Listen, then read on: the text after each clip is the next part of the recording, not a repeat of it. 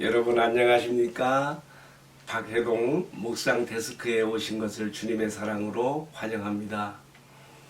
오늘 여러분과 함께 나눌 하나님의 말씀은 마태복음 22장 15절에서 22절까지의 내용이 되겠습니다. 제가 봉독할 때 한번 잘 귀 기울여 들어보십시오. 이에 바리새인들이 가서 어떻게 하면 예수를 말의 올무에 걸리게 할까 상의하고 자기 제자들을 헤롯 당원들과 함께 예수께 보내어 말하되 선생님이여 우리가 아노니 당신은 참되고 진리로 하나님의 도를 가르치시며 아무도 꺼리는 일이 없으시니 이는 사람을 외모로 보지 아니하심이니이다. 그러면 당신의 생각에는 어떠하나이까? 가이사에게 세를 바치는 것이 옳습니까? 옳지 아니합니까? 하니 예수께서 그들의 악함을 보시고 이르시되 외식하는 자들아 어찌하여 나를 시험하느냐? 세금 낼 돈을 내게 보이라 하시니 데나리온 하나를 가져왔거늘 예수께서 말씀하시되 이 형상과 이 글이 누구의 것이냐? 이르되 가이사의 것이니이다. 이에 이르시되 그런즉 가이사의 것은 가이사에게 하나님의 것은 하나님께 바치라 하시니 그들이 이 말씀을 듣고 놀랍게 여겨 예수를 떠나가니라. 아멘. 여러분, 예수님께서 이 땅에 오셔서 행하신 일들이 많고도 많은 중에 예수님이 하신 모든 일들을 다 낱낱이 기록한다면은 이 세상이라도 그의 책을 두기에 부족할 줄 아노라 하고 사복음서의 마지막 장 요한복음 21장 22절에 이렇게 써 있습니다. 이 본문의 내용이요 마태, 마가, 누가, 공관복음에 모두 다 기록되어 있는 것은요 그만큼 성령께서 이 말씀을 통하여 오고 오는 모든 시대의 하나님의 자녀들에게 주시는 교훈이 있기 때문에 선별적으로 기록해 하신 것을 생각해 볼 수가 있습니다. 자, 이제 그럼 우리가 이 말씀 속에서 보게 되는 예수님의 지혜 안으로 들어가 보겠습니다. 먼저 본문의 내용으로 들어가서 예수님이 당하시는 그 말의 함정을 우리가 한번 살펴볼 필요가 있습니다. 자, 이 일은요 바리새인들이 주도해서 헤롯 당원들을 끌어들여 합작으로 된 일입니다. 왜 이렇게 이런 일이 발생하는가? 예수님이 며칠 전 나귀 새끼를 타시고 예루살렘 성에 입성했을 때에 많은 사람들이 예수님을 환호하면서 다윗의 자손이요 호산나 주의 이름으로 오시는 이요 찬송하면서 왕의 찬가를 불렀거든요. 그러니까 헤롯 당원들 입장에 보면은 굉장히 거슬리는 거예요. 당시 왕이 헤롯 안티파스였는데 누가 또 우리 헤롯 안티파스 왕 외에 또 왕이 있다는 말인가 거슬렸던 것이죠. 한편 바리새인들의 경우는 더욱 거슬렸던 것이 갈릴리 시골 촌뜨기 출신 랍비 예수에게 다윗의 자손이라는 호칭이 붙여지는 게 엄청 싫은 거예요. 그때 많은 사람들이 다윗의 자손이라고 예수님을 칭송하고 또 성전 경내에서는 어린아이들이 노래의 노름으로 다윗의 자손 예수를 노래하지 않았습니까? 바리새인들이 막 싫은 거예요. 또 한 가지 바리새인들의 마음속에는요 자기 의로 충만되어 있거든요. 예수님이 계속해서 비유를 통하여서 말씀하실 때마다 그들은 찔리는 거예요. 앞서 나온 비유들이 있었지요. 두 아들의 비유에서 맏아들을 통하여 당시의 바리새인과 종교 지도자들의 위선을 그들의 잘못을 책망하시고 또 포도원 주인의 그 비유를 통해서 이 이스라엘이 지금까지 해온 그리고 특별히 종교 지도자들이 해온 제약상들을 들춰내셨거든요. 또 어제 비유에서는 혼인잔치에 사람들 청하는 임금의 비유를 통해서 이것을 싫어하고 예수님께 오기를 싫어하고 이것을 도리어 박해하는 종교 지도자들의 위선과 잘못을 지적했거든요. 바리새인들은 어떻게든지 예수를 제거하고 싶은 것이죠. 그래서 헤롯 당원들과 손을 잡았습니다. 그리고 지금 그 결론으로서 말의 함정을 만들어서 예수님께 찾아오십니다. 가이사의 것은 가이사에게, 하나님의 것은 하나님에게. 이 유명한 어록이 나오기 전에 이제 먼저 그들이 예수님께 던지는 함정 질문을 보겠습니다. 그들이 말했습니다. 가이사에게 세를 바치는 것이 옳은 일입니까? 옳지 않은 일입니까? 예수님은 그들의 속내를 들여다보셨습니다. 자기를 함정에 빠뜨리려고 시험하는 것을 아셨습니다. 그래서 일단은 그들을 책망하신 다음에 어떻게 하셨습니까? 세금 낼 돈을 나에게로 가져오라고 하셨습니다. 그래서 그들이 한 데나리온을 가져왔는데 그 돈에는 당시의 로마 황제인 티베리우스 황제의 초상이 새겨져 있었고요. 또 그게 글이 써 있어요. 무슨 글이 써 있는가 하면은 신성한 가이사 아구스도의 아들 티베리우스라는 글이 써 있었어요. 자, 예수님이 그때 질문합니다. 이 초상과 이 글이 누구의 것이냐? 여러분, 예수님은요, 지금은요, 바둑으로 말하면 묘수를 드는 거예요.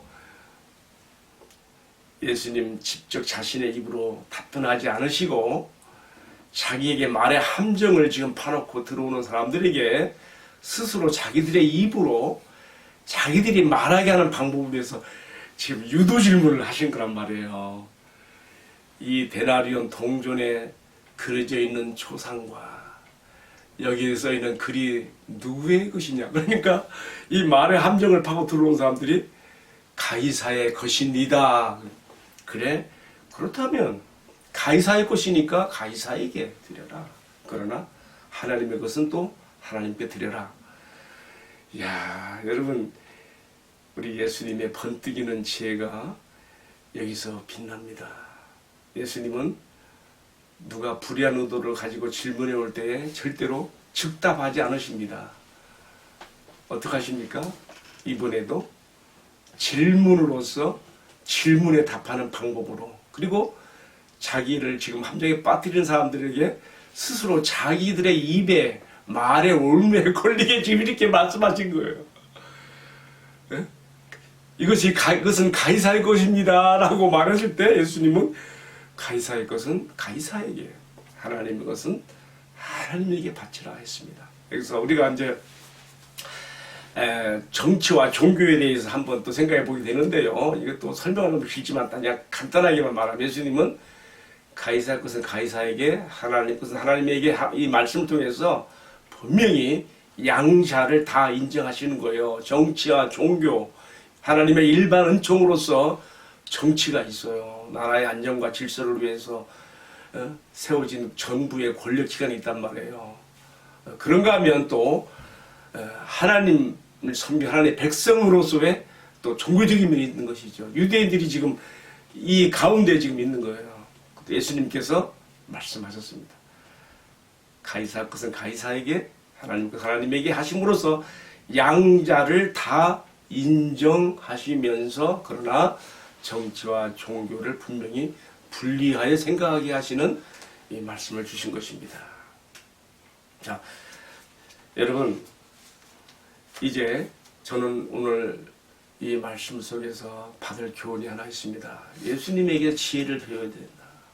빛이신 예수님에게 빛의 자녀된 우리들이 지혜를 배워야 된다. 저는 오늘 이 말씀을 묵상하다가 오래전의 얘기인데 한 10년 더 됐을 거예요. 그 만남이 떠올랐어요. 제가 서울 고속버스 터미널에서 고속버스를 타고 이제 서울에서 대전으로 오는데 내 옆에 앉은 사람이 아주 얼굴이 싱글벙글해요. 막 기쁨이 충만해요.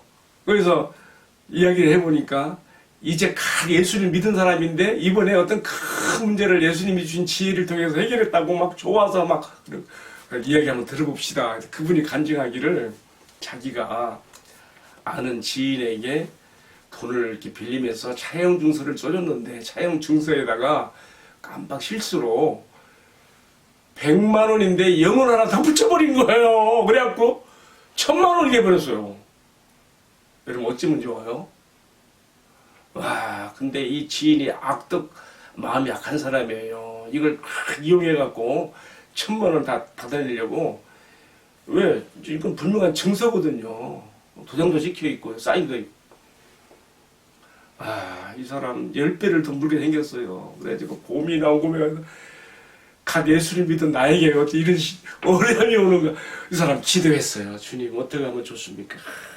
기도하는 가운데 주님이 지혜를 주셨어요. 그래서 그 사람이 자기를 그렇게 그냥 힘들게 하는 그 악덕 지인을 만나가지고, 그래 내가 네가 요구하는 돈 주마. 그래 이제 술이나 한잔 하자. 가지고 술판을 술자리를 마련한 거예요. 그러면서 이제 주거니 받거니 한 잔씩 마시면서 이야기도 하다가 이 사람이 야야 근데 내가 도대체 어떤 실수로 이렇게 됐는지 한번 내가 실수한 것 좀 한번 보여주라 하니까 그 술 받아먹는 사람이요. 어떤 분위기 때문에 그런지 모르지만 그 살금살을 커서 보여주더래요.